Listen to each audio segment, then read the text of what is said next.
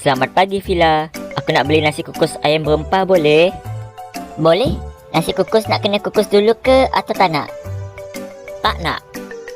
Boleh. Semuanya boleh. Nah, Syuk. Semuanya RM15. Terima kasih. Wow, kedai makin laris nampak. Biasalah, kita jaga kualiti makanan kita. Tak macam kedai artis tu, simpan ayam pun dekat bawah meja.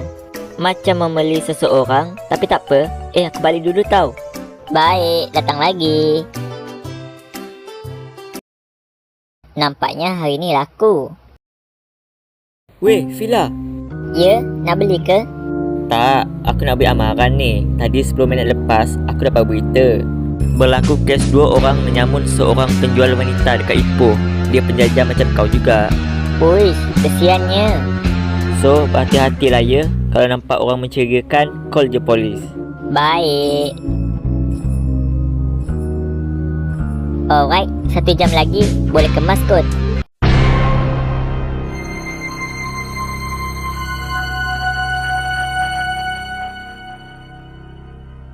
Ni last target kita. Lepas tu ciao. Bang, nak beli nasi kukus kosong boleh? Boleh?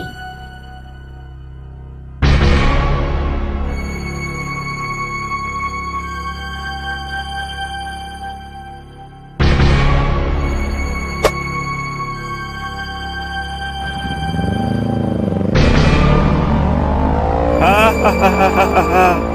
Woi, pencuri! Berhenti!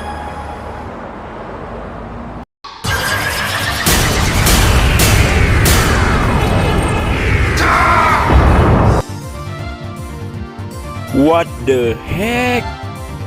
Itu kan Aquaman Gaya. Jumpa pendua penyamun ini. Aku beri 5 saat untuk korang try lari. Lah, kenapa bagi lari dulu? Pecut bro, pecut!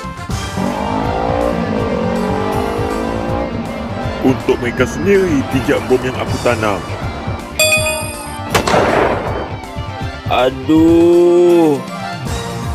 Nah, kan dah kena azab.